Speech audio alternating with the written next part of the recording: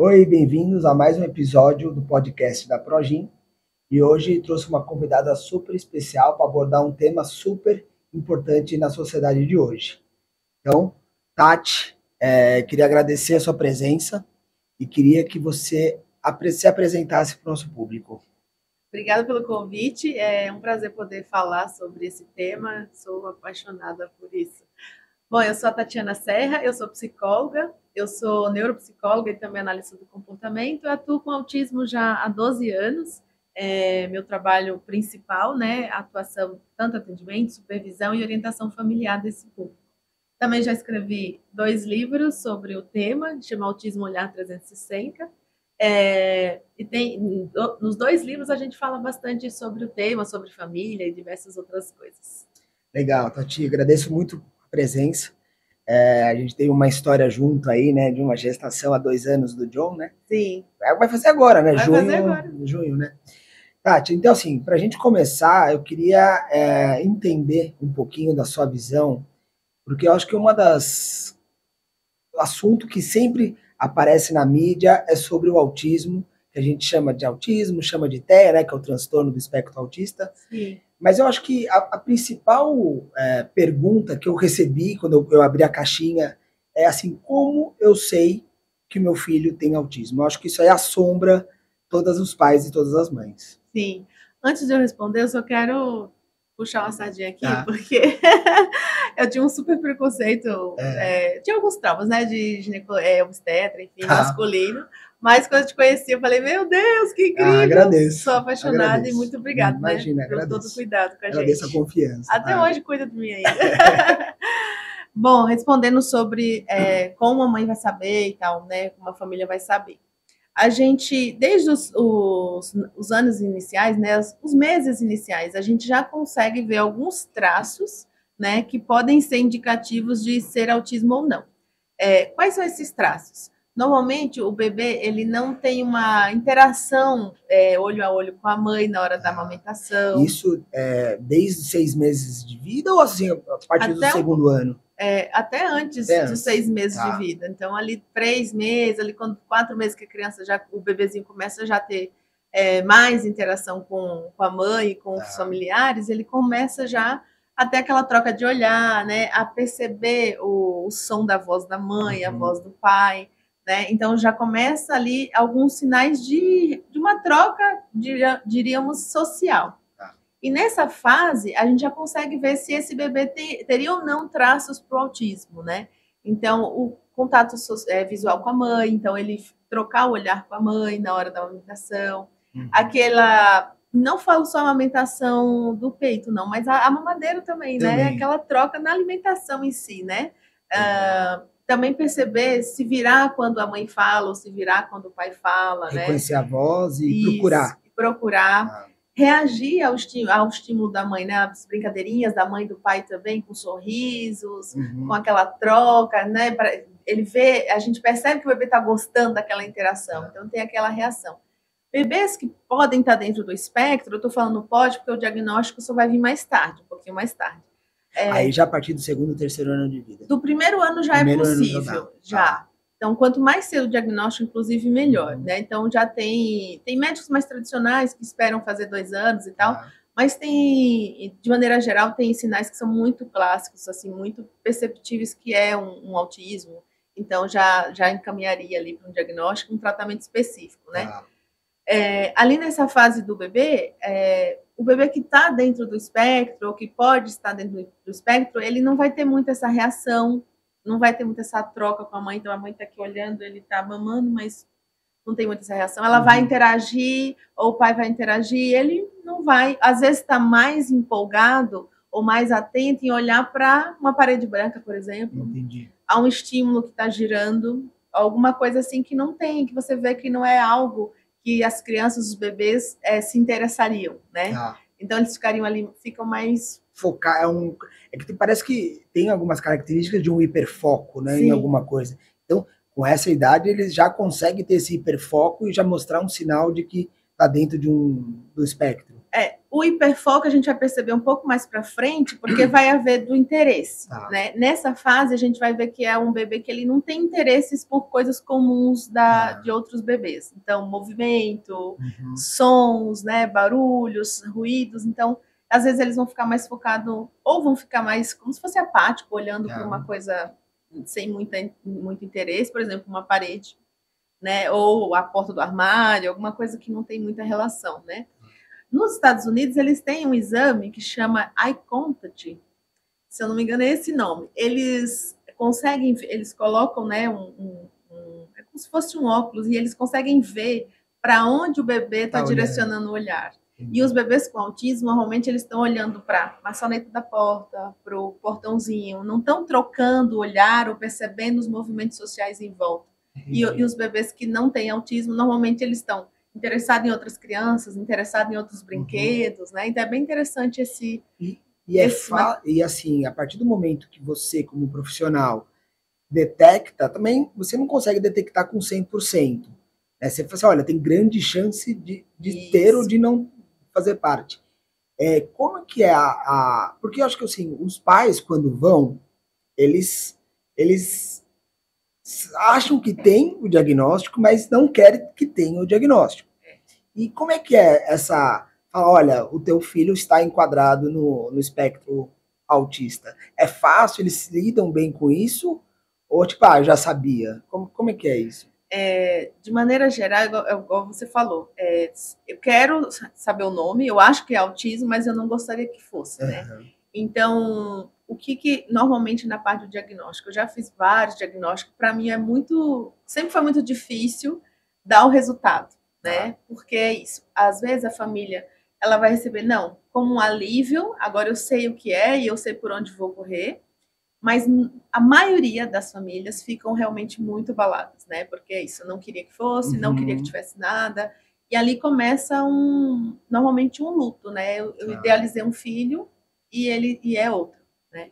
E aí vem muitas dúvidas, muitos medos, como é que vai ser daqui para frente, como é que eu vou ajudar essa criança, né? Então, nesse momento de diagnóstico, normalmente as famílias é como se eles esquecessem tudo sobre a própria criança, né? Então, agora tem um nome, é autismo, e o que eu faço com isso? Então, tem, assim, uma dor, uma solidão bem, bem grande, né? Bem importante. Eu vi que na epidemiologia, aí, hoje é quase, acho que 2% da população mundial teria autismo, né? Sim. Você acha que isso daí vem de uma maior capacidade dos profissionais de atualmente fazerem diagnóstico, ou você acha que isso de fato vem de outros fatores que está tendo mesmo mais? Eu acho que tem um pouquinho a somatória de tudo, mas principalmente do diagnóstico e da possibilidade de você poder expor. Porque tem muitas pessoas que estão no hospital psiquiátrico, por exemplo, estão em residências, estão aquém na sociedade porque era uma pessoa com autismo que não foi tratada, né? Hoje adultas, né? Então tem muitos adultos que você fala, nossa, passou com diagnóstico... Com um distúrbio mental e ponto. E ponto, né? Então hoje tem mais possibilidade de você, da sociedade querendo ou não, abrir espaço. Então o diagnóstico tem mais informações sobre o diagnóstico, tem mais clareza hoje sobre os sinais, os sintomas, então hoje fica muito mais fácil da gente realmente fazer quase que um checklist clínico para dizer se essa pessoa está dentro do espectro ou não. Então tem bastante informação, os manuais também foram atualizados, né? Então isso ajudou bastante nas atualizações mais recentes. Então isso tudo ajuda para o diagnóstico. Então não atribuiria a um aumento do número de casos, mas sim um refinamento, uma capacidade maior do diagnóstico.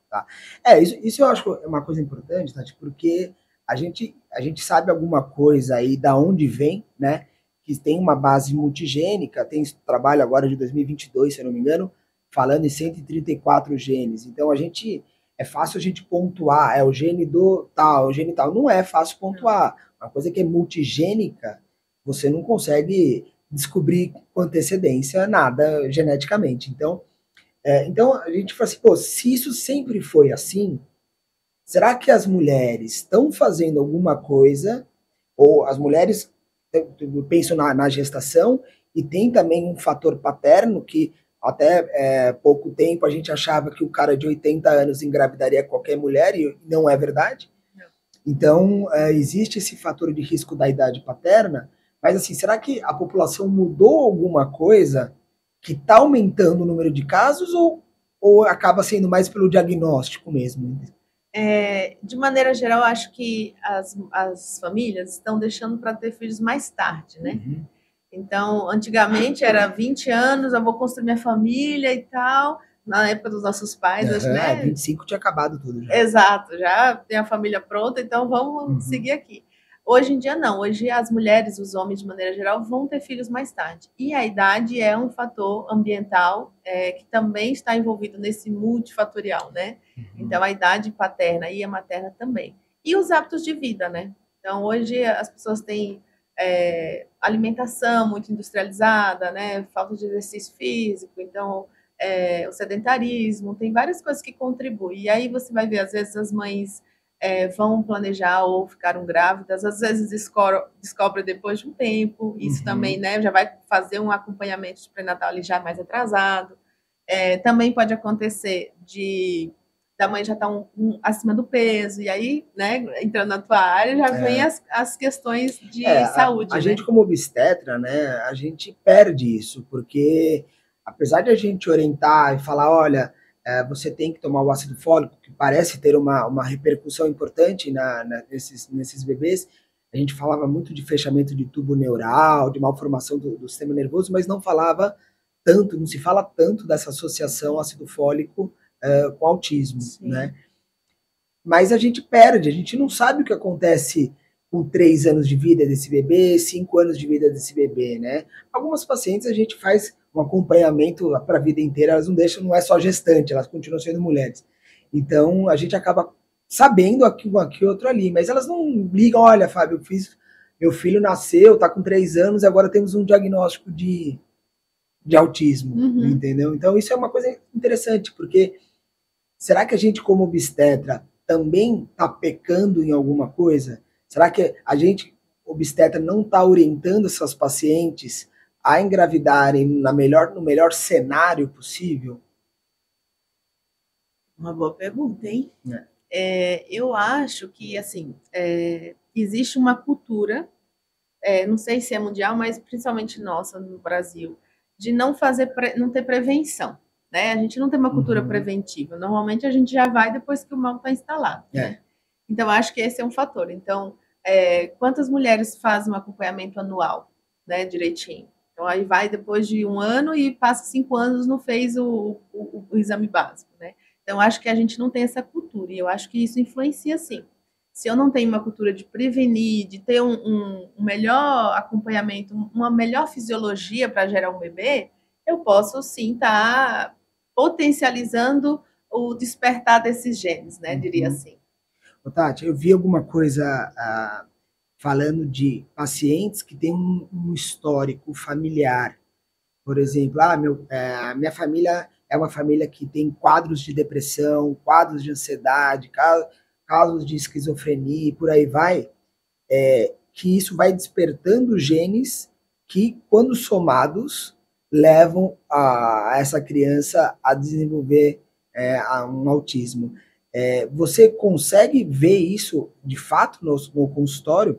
Quando esses casais chegam, você questiona assim, tem depressão na família, você tem ansiedade, você consegue ver isso de fato ou é meio só no papel? Sim, não, é real. É real. E, normalmente, às vezes o TDAH, que também é um fator bem importante para ter o autismo, o toque, né? E o toque é muito estigmatizado também na população de maneira geral. A pessoa que tem mania, não sei o quê. E muita gente tem toque e não tem tratamento. Também é um gene muito propício para gerar um filho com autismo, né? Se eu já tenho essa carga genética. Então, TDAH, o toque, depressão, ansiedade, e a gente vê muito no consultório famílias, mães, pais que têm esse diagnóstico, às vezes não está fechado, e aí a gente sempre orienta, ajuda eles, olha, é importante você também se cuidar, porque uma família, todo mundo se cuidando, é mais fácil de cuidar de uma criança que vai demandar muita atenção, né? De maneira geral, o autismo vai demandar muita atenção, não importa o nível onde que ele esteja, né? E aí, muitos pais, com o diagnóstico do filho, é que vão também receber o seu diagnóstico. Já teve casos de avós e avós... que descobriram que tinha autismo... Exato, depois do neto. Porque tem aquele... antigamente tinha aquelas classificações, né, dos tipos, né? E tinha um que era regressivo, que você ia, entre aspas, piorando ao longo da vida. Sim. Existe isso? Hoje Como é que você diferencia isso, por exemplo, de uma pessoa que está tendo uma demência senil, alguma coisa nesse sentido? Sim. Hoje eles colocam tudo dentro do transtorno do espectro do autismo. E essa palavra espectro é exatamente porque ela muda conforme a pessoa. A gente costuma dizer, se você conhecer uma pessoa com autismo, você conheceu uma pessoa com autismo. Você não conheceu sobre o autismo, conheceu sobre aquela pessoa. Ele realmente muda muito de uma pessoa para outra. Uhum. Então, eu sempre costumo falar, pensa nas cores, né? Aquela paleta de cores, que ela vai mudando e vai ficando mais acinzentada, né? Vai ficando mais forte. Então, eu gosto sempre de ilustrar com a questão das cores. O espectro é isso. Cada um é de um jeito. Cada um é de um jeito, né? Um mais forte, um mais fraco, um mais com a cor mais intensa, outro menos intensa, e assim sucessivamente. Uhum. Quando eles recebem o diagnóstico, normalmente vem ali com um transtorno do espectro do autismo, principalmente quando é mais criança, né? 1, 2, 3 anos ali, a gente vai dar o diagnóstico do autismo e depois é que vão ser mapeadas as comorbidades, né? A menos que seja um autismo explicado devido a alguma síndrome. Então, por exemplo, é um síndrome de X frágil, eu ia falar né? disso. E aí a pessoa tem o autismo. Então, qual é a explicação para o autismo dessa pessoa? A síndrome do X frágil, né? De maneira geral, se não tem uma outra síndrome, aí a gente vai ter que esperar um pouco o desenvolvimento dessa criança para a gente ver se tem outro diagnóstico atrelado ou não. Uhum. E aí, são muito marcadores, né? Então, uma criança que está voltada ali para um espectro de nível 3, a gente vai ver que é uma criança que tem muitas terapias, mas ela responde muito pouco. Então, clinicamente, ela tem muito suporte, mas a resposta dela é pouco significativa. Então, você ensina, demora muito para ela aprender, e quando ela aprende um pouquinho do todo que você ensinou, né? E, às vezes, o pouco que ela aprendeu ficou só na relação familiar, ela não consegue levar para a escola, para a rua, então tem a dificuldade de generalização. Então, a gente vai começar a observar que, de repente, pode ser uma criança que vai caminhar para um espectro nível 3, né? E o nível, quando você fala, existe o nível 1, nível 2, nível 3. Isso. O 3 é o que a criança precisa 100% dos pais. Sim. Dá para pensar mais ou menos assim. Isso. O 1 seria o que ela consegue se virar, o 2, em algumas coisas, ela precisa, e o 3, 100%. É mais ou menos isso? Seria mais ou menos isso. Uma ótima... forma de pensar. Uma ótima forma de pensar. E esses pacientes, eles podem aumentar... Um cara que era nível 1, ele pode virar nível 2, e nível 2 pode virar nível 1 ou não? Pode. Esse é o tratamento. Isso. Essa é a ideia do tratamento. E o 3 também pode virar 2, que depois pode virar 1. Né? Então, isso é bem legal, assim. Mas o tratamento tem que começar muito cedo. Na verdade, clinicamente, na minha experiência, nunca vi supervisores meus, outros professores relatarem uma pessoa que começou o tratamento com 12 anos e mudou de nível, assim, é bem raro. Tá. Então, eu tô falando assim, depois da adolescência, né? Então, é bem difícil. Mas se começou muito cedo, às vezes é uma criança que estava ali com nível 3 e agora ele é um adulto super nível 1, funcional, né? Trabalha, tem sua vida e tal. E aí a gente acaba entrando nesse negócio da terapia ABA, isso, né? O nome. Sim. O que é isso? Esse é o tratamento padrão ouro para o autismo. Na verdade, a terapia, a gente fala terapia ABA, mas é a ciência ABA. Tá. A ciência ABA é um conjunto de princípios comportamentais que vai ali fazer uma série de ensinos e experiências ali com a pessoa para ensinar habilidades. A gente fala que na análise do comportamento, né, na análise do comportamento aplicada, que aí é a sigla ABA, a gente vai estudar a relação do ambiente com a pessoa. E a pessoa com o ambiente. E esse ambiente é o ambiente físico e o ambiente social também, eu e você. Então, à medida que eu falo com você altera seu comportamento, você ia me fazer uma pergunta, você passa a fazer outra, e assim sucessivamente. Então, a análise do comportamento vai estudar esses fenômenos, né? e propor tecnologias para mudanças desses comportamentos que sejam socialmente relevantes, né? E aí, para o autismo, ele é padrão ouro, né? Então, hoje... Isso que é tão importante, né? A gente ouve muito falar e eu vejo muita gente não conseguindo fazer, né? A terapia, porque eu acho que ela é custosa, né? Sim. É uma terapia de alto custo, né? Envolve muitas pessoas, muitas horas de terapia. Então, tem criança que faz 40 horas por semana, 20 horas por semana. E aí a gente entra num problema de quem leva essas crianças fazer a terapia, né? Exatamente. Às vezes o pai ou a mãe, alguém tem que abdicar da sua profissão para poder acompanhar a criança nas terapias, né? E aqui a gente está falando criança, mas ela também pode ser para adultos, adolescentes, não é só restrito para criança. Uhum. Você acha que hoje chega mais no teu consultório essas crianças com 2, 3 anos, ou chega umas crianças mais velhas que falam, não, acho que pode ser autismo, vamos levar ele? Qual que é o teu público maior? Eu acho que ali entre os 3, 4 anos até ali os 12 é onde aparece mais, né? Uhum. Para mim, chega adultos também ali depois, adolescente, adulto, porque eu, na minha experiência terapêutica, eu sou uma terapeuta que atendi muitos adolescentes e adultos. Então, por eles me conhecerem, acaba chegando também. Mas o maior público mesmo é criança e adolescente. Então, quanto mais tarde, pior. Sim, infelizmente. A chance de você deixar essa pessoa ser uma pessoa mais funcional é praticamente nula, vai. Não diria assim, vai mudar, e aí depende do nível também do autismo, né? Se é uma pessoa nível 2 que está chegando para a terapia, é uma coisa, se é um nível 3 é outra, e um nível 1 outra. Então, vai mudar, mas as mudanças elas vão ser um pouco mais lentas e um pouco mais custosas para a família, né? Então, assim, não vai poder, eu falo para eles, nessa idade você não pode dizer assim, eu faço amanhã. Não, você tem que fazer agora. Entendi. Se é uma criança, você disser, eu vou fazer amanhã, ok, ainda vai dar tempo até a neuroplasticidade, tá tudo acontecendo ali. Mas se é um adolescente, um adulto, não, você já tem que fazer. Não dá para você deixar para amanhã. Qualquer orientação. Um nível 1 que não fizer nada, ele pode continuar nível 1 e ficar bem a vida inteira, ou ele vai piorar? Vai ter outras comorbidades. Vai piorar. Vai ter uma piora. Vai aparecer uma depressão, uma ansiedade. Tem uma taxa de suicídio muito alta nos pacientes com autismo nível 1, que eles têm uma percepção social melhor, né? Bem maior, né? E ele percebe. Você acha que essas pessoas, a gente acaba falando mais crianças, mas elas têm uma percepção da condição dela ou não? Tem. Principalmente os do nível 1. Então, o nível de depressão, ansiedade e a taxa de suicídio, como eu mencionei, é bem alta. É mais alta no nível 1. É interessante, né? Porque a gente vê isso bastante. Gente que você olha, tem um estigma, não tem? Assim, um fenótipo. Você olha, você sabe que aquela criança tem alguma alteração que tá. É isso, a gente não sabia, né? Até pouco tempo, todo mundo tem algum problema mental e ponto final e fim de papo, né? Sim. Mas agora com esse aumento de diagnóstico, você consegue ir melhorando, né? Eu sempre falo que para mim é um exemplo de um profissional, que é o Dr. João, que é um advogado.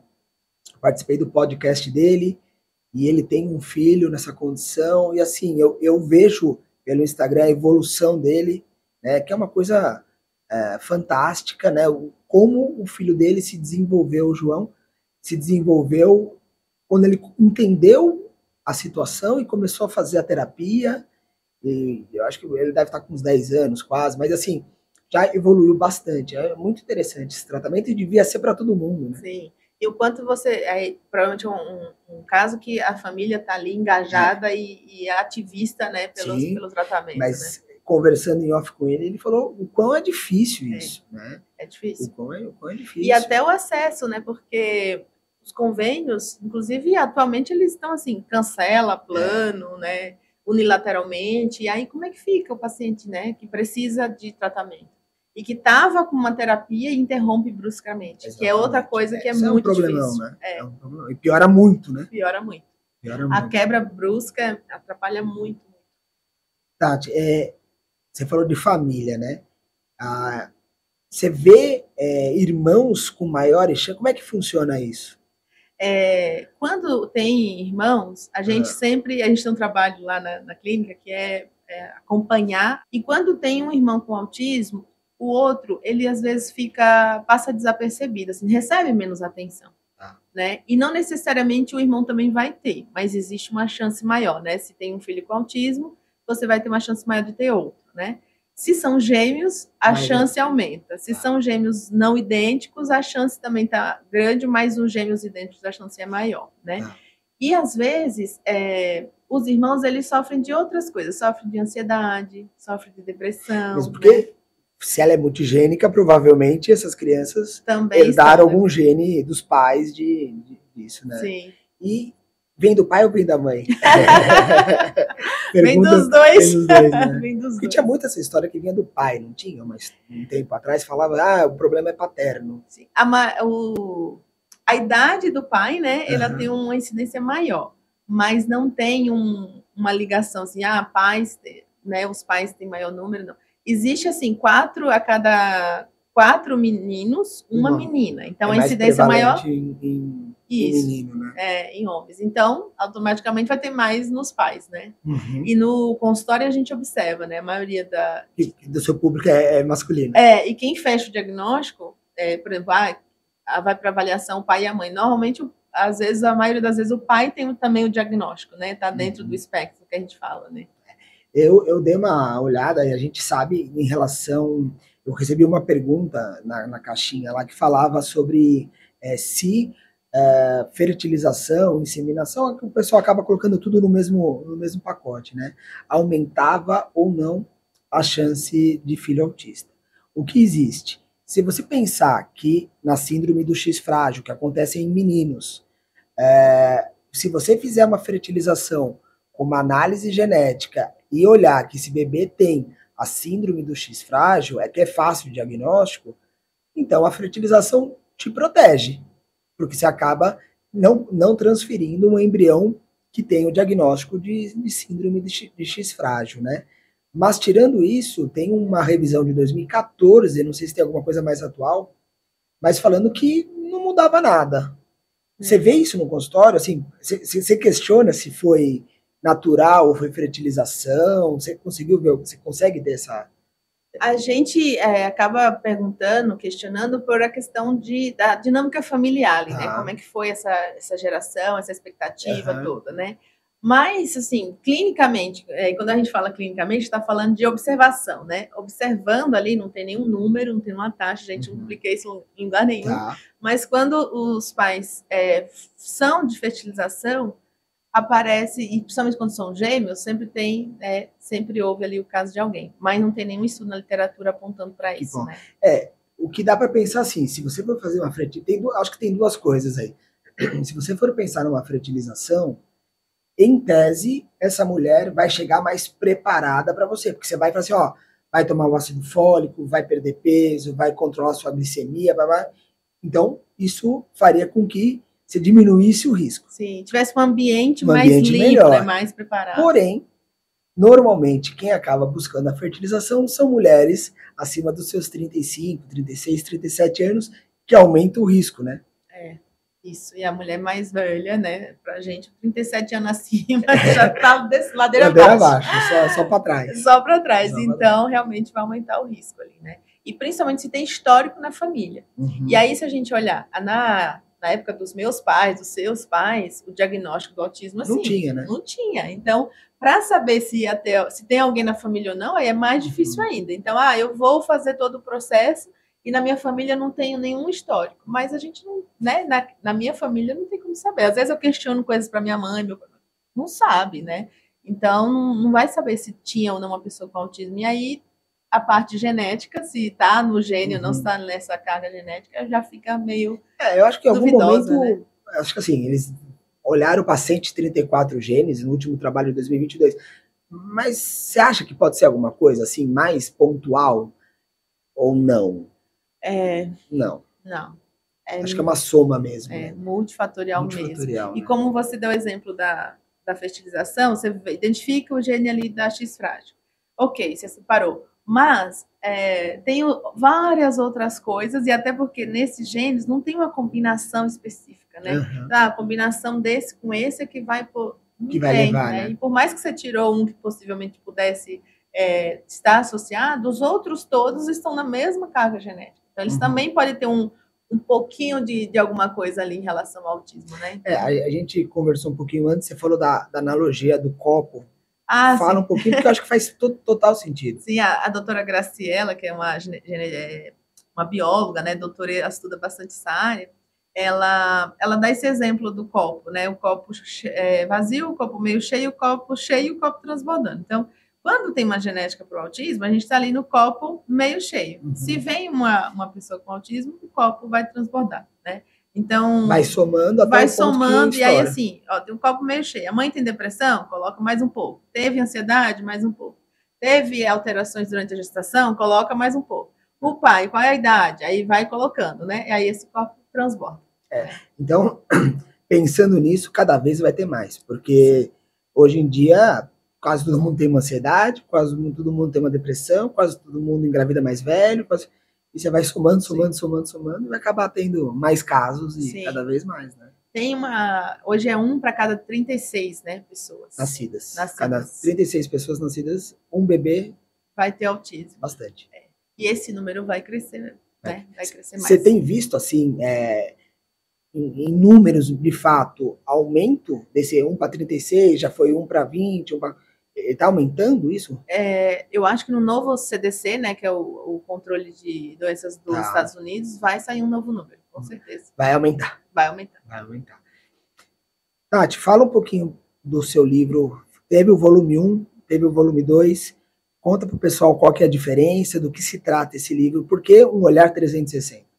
É um filho, né? Eu falei que quando eu estava gerando o John, eu estava gerando o volume 2. A ideia do livro 360 eu sempre li muito sobre autismo, eu sempre sou de ler muito e tal, mas sempre estava voltado para um ou outro tema. Então, eu sempre tinha que escolher, eu vou estudar mais sobre família, é um livro. E não tinha um que tivesse falando sobre tudo. E esse olhar, sabe, 360. Eu falei, poxa, vou fazer um livro sobre isso. E aí o olhar 360 é para a gente poder olhar todas as áreas dessa pessoa com autismo, né? Mapear tudo. Então, a família, a escola, o ponto de vista da escola, né? A comunidade, irmãos. Então, a gente olhou para todo esse cenário. Como que é a interação dentro desse universo. E como que eu posso fazer ou ajudar, ou quais dicas, né? A gente vai ter dentro desse cenário ali. Então, é um livro que você vai ter assunto de escola, assunto de avaliação, transição da adolescência para a vida adulta, que é uma coisa que a gente tem que falar bastante, né? Porque a gente acaba associando muita criança. Tem bastante sobre criança, brincar, o mercado de trabalho, tem muita coisa. Tem sobre o esporte também, né? Educação física. Então, é um livro que a ideia é abordar sobre todos os temas que faz parte da vida do ser humano e não é diferente da pessoa com autismo, né? Perfeito. E aí, o volume 2 foi para a gente conseguir abarcar tudo, porque no volume 1 não caberia tudo. E eu também não queria que fosse um livro longo, muito grande, porque as pessoas tivessem, é muito grande, ter preguiça de ler, sabe? Porque se for falar tudo, você vai ficar uma bíblia. Uma bíblia. E aí, difícil de carregar, enfim, eu quero um livro mais curto. E aí, o volume 2 veio para complementar o que a gente não abordou no 1, a gente abordou do 2, e teve capítulo do 1 que foi continuado no 2. Né? Então, quando a gente falou de comunicação, a gente continua no 2. A gente falou de avaliação ali mais inicial no 1 e no 2 a gente já veio falando de transição para a vida adulta. Legal. Né? Então foi bem. Então vai ter o 3. Não, vai ter um outro, mas não 3. E esse foi especial que eu abri com uma mãe, né, de uma criança nível 1 de autismo, e fechei com uma mãe de uma criança nível 3 de autismo. Né? Então, as duas fazem o seu relato, fazem as suas contribuições para a população de maneira geral. Então, foi bem especial, né? Eu construí na minha família e construí no livro. Então, falei, não tem como ser diferente. E onde que encontra? Pode ser comigo também, pelo Instagram, e a gente tem o WhatsApp de venda, mas também pode ser pelas principais livrarias. Está na Amazon, todas as livrarias digitais também. Legal, Tati. Alguma consideração a mais que eu não tenha perguntado que você queira falar? Eu acho que você não perguntou, mas de acrescentar, assim, da gente olhar para, independente do diagnóstico e do grau, né? Se grau 1, grau 2, da gente olhar para a potencialidade da pessoa, independente se ela tem autismo ou não tem autismo, todo mundo tem um potencial, tem algo para a gente despertar nela. E aí, sempre que a gente vê uma pessoa com autismo, vamos pensar sempre qual é o potencial dela, para a gente poder tentar ali potencializar e ampliar essas habilidades que eles possam vir nos ajudar. Porque senão ele vai não fazer nada durante a vida, né? Sim. E dá para fazer, né? Sim. E dá para fazer. Dá para fazer e acho que é isso coisa. que é o tratamento, né, Tati? É tornar aquele indivíduo um indivíduo mais saudável possível, mais funcional possível. E ativo, né? Na sociedade. E ativo, né? Na sociedade, né? Isso mesmo. Gente, a Tati tem o Instagram dela, a gente vai deixar aqui. Ela tem um canal no YouTube. Fiz o meu jeito. Acesse lá. Ela aborda, eu assisti alguns episódios, ela aborda bastante o assunto, muito mais, de uma forma muito mais complexa, muito maior, né? Aqui era mais um bate-papo mesmo. Espero que vocês tenham gostado. Siga a gente nas redes sociais. Tati, muito obrigado. Obrigada. Foi um prazer de estar por aqui. Prazer também. Tchau, tchau.